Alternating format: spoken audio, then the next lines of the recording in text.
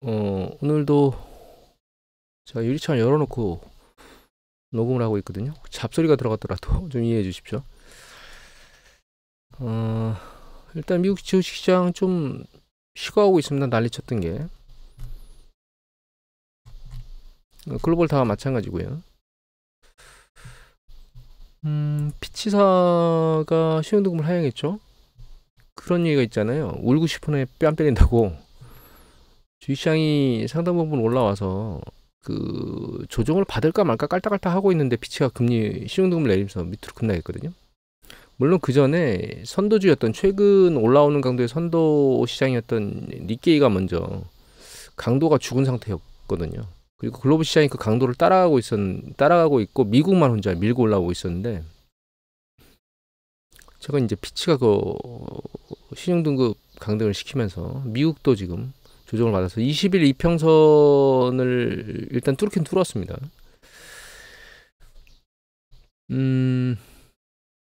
어떻게 될 것 같냐? 저는 별일이 안 생길 것 같습니다. 개인적으로. 요것 때문에 조정을 받긴 했는데 이 때문에 조정받은 건 좀 전에 말씀드렸던 것처럼 우는 아이들 그 뺨 때리는 격이고 실제로 조정을 받는다 하더라도 강도가 그렇게 세지는 않을 거라고 보고 있습니다. 지금 현재 GDP 발표한 거를 본다거나 인플레이션 압력이 떨어지고 있다거나 이런 것들 전체적으로 놓고 보면 주식시장에 상당히 부정적이기보단 지금은 우호적인 방향으로 약간 많이 흘러가 있는 상태거든요. 그래서 얘가 20일을 뚫긴 뚫었는데 많이 내려와 봐야 이게 50일이거든요. 이동평균선. 요거 많이 내려와 봐야 이거 터치할 거다. 이렇게 생각하고 있고요.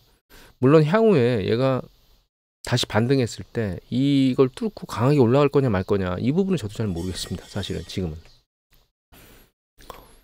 그거는 판단이 상당히 모호한 상황입니다. 저도 옆으로 개걸음을 칠지 이런 것들은 올라가더라도 근데 강도가 굉장히 셀까? 이거는 제가 어떻게 답을 못 드리겠어요.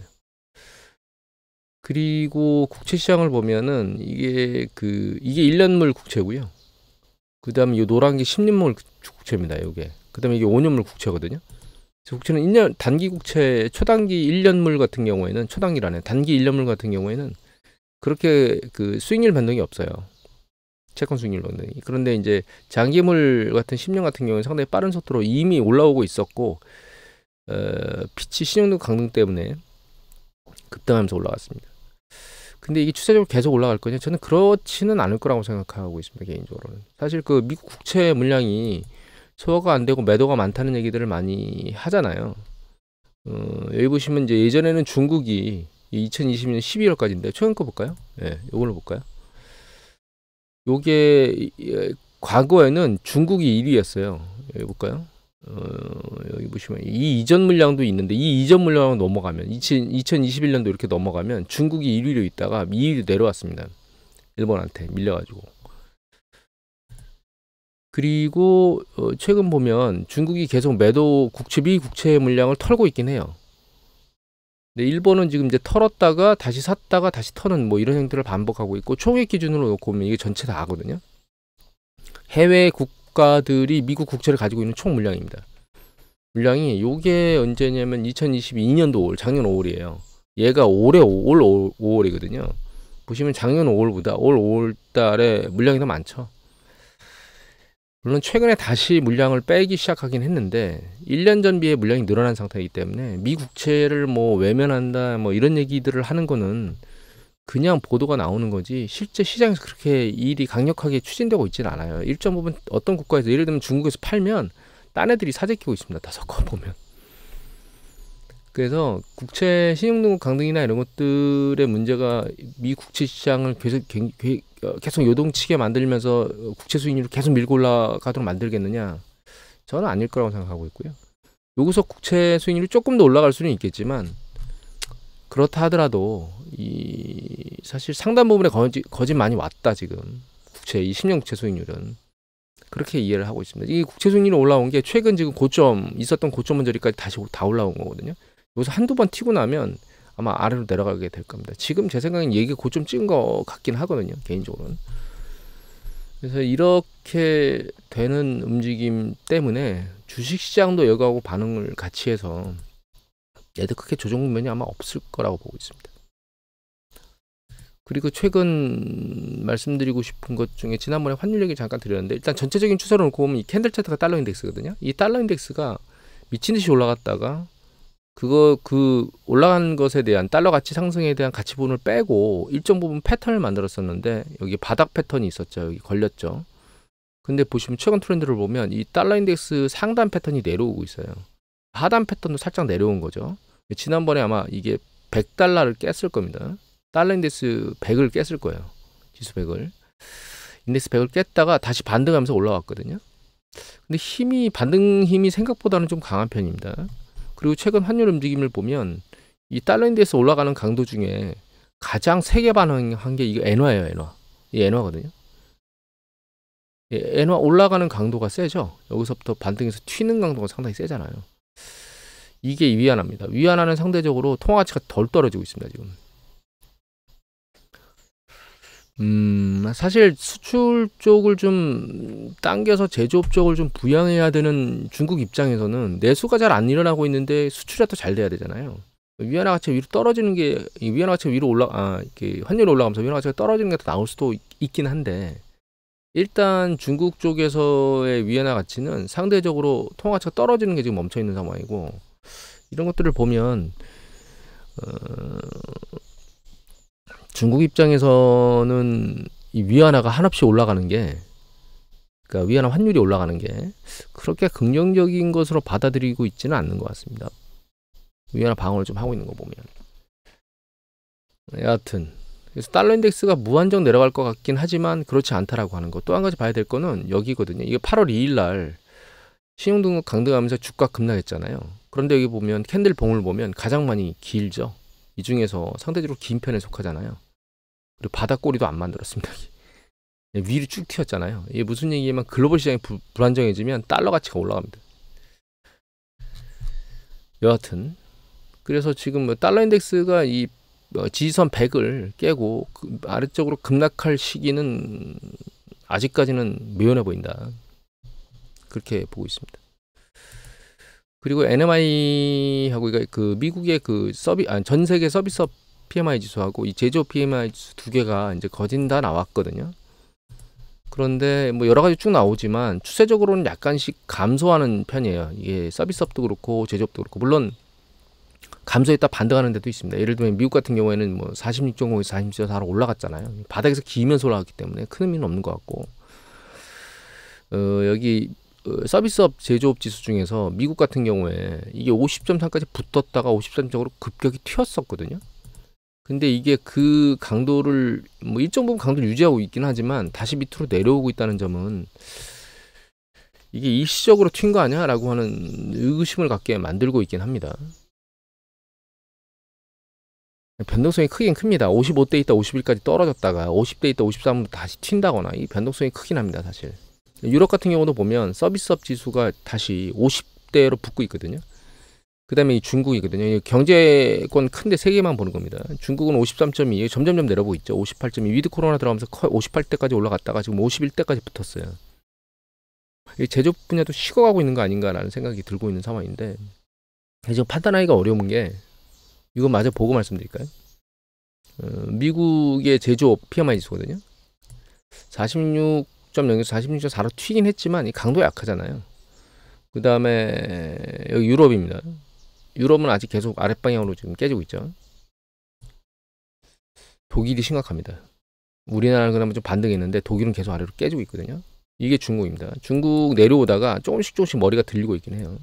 우리나라 참고로 말씀드리면 내려오다가 요번에 반등했습니다. 하지만 전체적인 방향성은 제조업 PMI 지수나 그 서비스업 PMI 지수나 아랫방향 쪽으로, 그러니까 이게 경기에 수축한다는 얘기가 아니고, 서비스업 지수 같은 경우에는 중립 쪽으로 계속 내려가는 쪽이 많아지고 있고, 그 윗단에 있다가 제조업은 그 수축 국면으로 들어가 있는데 그 수축 국면에서 반등하는 것보다는 아래쪽으로 내려가는 쪽이 훨씬 더 많은 편입니다, 지금. 글로벌 경제 식어가고 있는 거는 맞는 거죠. 그런데 미국의 GDP 2분기 성장률 나온 거 보면 또 괜찮게 나왔고, 그 다음에 말씀드린 좀 이상한, 조짐이 이상한 그런 지표들이 약간 회복하는 모습을 아직까지는 보여드리지 않았는데 좀 더 이제 확연히 보이면 그때 보여드릴게요. 그래서 이 주식시장이 어느 방향으로 갈지 판단하기가 정말 어렵습니다. 그러니까 어느 방향으로 갈지보다는 이 강도를 측정하기가 상당히 어려워서 그런 어떤 지표에 상대적 강도가 세게 나오면 위로 강도가 세게 튈 거고요. 그렇지 않으면 아래로 내리꽂을 일은 지금은 없습니다. 그런 이슈가 발생할 건 없고 이 위로 튀는 방향이 강할 거냐 말 거냐에 대한 논점에서 놓고 보면 그 강도를 측정할 수가 없을 것 같아요. 그리고 요거는 요걸 더 먼저 볼까요? 이거 이제 지금 이렇게 제조업이나 서비스업이 상대적으로 취약하니까 제조업도 올라오는 게 지리밀려를 하니까 중국 같은 경우에 보시면 오죠. 네. 위드 코로나 들어갈 때 잠깐 반짝하더니 지리밀려한 상태로 지금 움직이고 있으니까 중국 당국이 이제 주택 관련된 뭐 대출 금리나 이런 거 인하해주고 초기 계약금 내는 게 있는데 그 계약 그 금액 비중을 낮춰가지고 주택 구매를 지금 촉진하는 형태로 다시 바뀌었거든요 지금. 그래서 주택 부양을 통해서 이 제조업하고 경기 부양을 하려고 하는 액션으로 지금 중국이 터닝한 상황입니다. 이게 제대로 잘 먹힐지에 대해서는 좀 봐야 될 것 같아요. 아직까지는 위드 코로나 이런 것들 쪽으로 많이 갔고 지금 제가 데이터를 찾아보진 않았는데 중국 쪽 전문가들 얘기를 들어보면 그 중국 소비자들이 소비를 안 하고 그러니까 서방 국가들처럼 그 보복 소비나 이런 형태로 간 게 아니고 오히려 저축을 늘리거나 이런 형태로 지금 액션을 하고 있다고 얘기들을 하고 있거든요. 평가를. 그래서 이런 정책 도구가 나왔을 때 실제로 그렇게 움직일지는 좀 상황을 좀 봐야 될 것 같습니다. 사실. 그리고 미국 쪽에 보면 CPI 지수가 요거 PC이고요. 요게 소비자 물가 지수거든요. 이게 PC 물가 지수고 두 가지인데 지난번에까지는 요게 급락하는 게 보였고 PC는 내려오는 것까지 보이진 않았는데 요번에 발표 나온 거 보면 PC의 코어 PC 물가 지수도 아래로 쭉 밑으로 빠졌습니다. 그러니까 그 연준의 입장에서 놓고 보면 기준금리를 계속 올려야 되는 입장? 기준금리를 계속 올려야 되는 입장에서는 약간 좀 자유로워졌다. 일단 임상보다는 상단에서 멈춘 상태에서 지금 지켜보는 정도로 있으면 되지 않을까라고 하는 패턴으로 넘어가고 있는 것 같습니다. 전문가들 연준 기준금리 인상 예측을 보면 9월 21일 날 0.2 올릴 거라고 하는 사람은 뭐 18% 정도밖에 안 되고요. 지금까지 보면 오히려 11월 달에 혹시나 금리를 올릴 수도 있겠다라고 하는 비중이 좀 더 올라가 있는 상황입니다. 한 30% 정도 되죠. 지금까지 나온 그 경제 지표들을 보고 전문가들이 생각하는 건 일단 동결 쪽으로 무게를 두고 있고 인하 쪽으로 넘어가는 건 하반기 정도 돼서야 이제 퍼센트가 생기기 때문에 올해는 인하가 없을 것 같다 이렇게 하는 쪽이 훨씬 더 많은 거죠.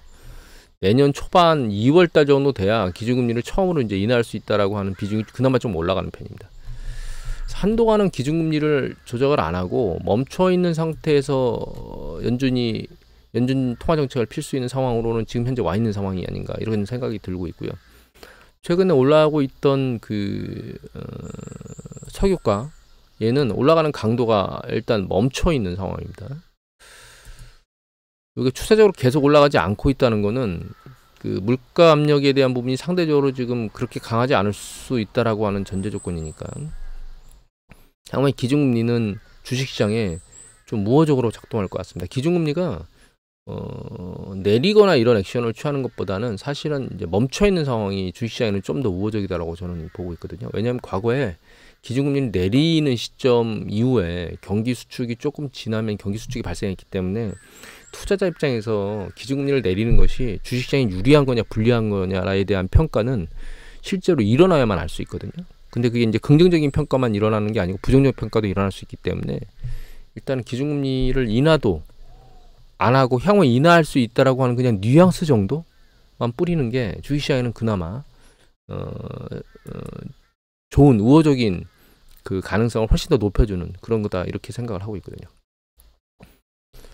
전체적으로 정리를 해보면 주식시장이 일단 조정받을 국면에 일정 부분은 와 있는데 피치가 뺨을 때려줬고 그 때려준 것 때문에 주가가 급격히 내려오긴 했는데 그 강도가 그렇게 세진 않을 거다. 20일 이평선을 뚫긴 했는데 여기서 그나마 내려와 봐야 50일 뚫으면 달 거고 50일 뚫는 게 터치하면 아마 달 겁니다. 터치도 할까? 이거 터치하면 달 거고 그리고 반등할 것 같은데 그 반등 이후에 어느 정도 강도로 다시 반등할지는 좀 봐야 될 것 같고 그 위에 추세를 계속 들고 강도가 아주 세게 직전에 올라왔던 것처럼 올라갈 수 있느냐에 대한 부분은 좀 더 모니터링을 해봐야 될 것 같아요. 향후에 나오는 기업 실적 발표들이나 이런 것들도 좀 봐야 될 것 같고 엔비디아가 발표를 어떻게 하는지 좀 봐야 될 것 같기도 하고요. 물론 그 정도 발표가 나오고 나면 엔비디아가 이제 8월 후반쯤에 나니까 엔비디아가 그거 나오고 나면 이제 사실 실적 발표는 거의 다 끝나기 때문에 마무리 국면으로 아마 들어가지 않을까라는 생각을 하게 되고 피치가 난리치는 건 별 문제 아니다. 그리고 여기 기사 아까 보여드렸던 것 중에 안 보여드린 게 있는데 보시면 신흥동은 강등에 있는데 미국 국채를 샀다고 얘기가 나오잖아요. 버핏 같은 경우에 저 같은 경우에도 이거 매집할까 하다가 오늘은 매집을 안 했는데 내일 월요일날 새벽이나 이때 한번 매집하게 되면 매집을 하게 될 겁니다. 내일 새벽에 매집을 하면 되는군요. 미국 같은 경우에는 매집을 할까 현재 생각 중에 있습니다. 왜냐하면 10년 국채 수익률이 아까 보여드렸던 것처럼 최근 일어났던 추세 중에 가장 높은 수준까지 올라왔습니다. 이게 노란 게 10년이거든요. 다시 여기까지 근접했기 때문에 물론 얘가 여기서 끝이고 더 튈 수가 없느냐? 아닙니다. 튈 수 있다고 봅니다. 개인적으로. 그럼 그때 또 사면 되니까. 오늘은 이 정도로 마무리 짓도록 하겠습니다.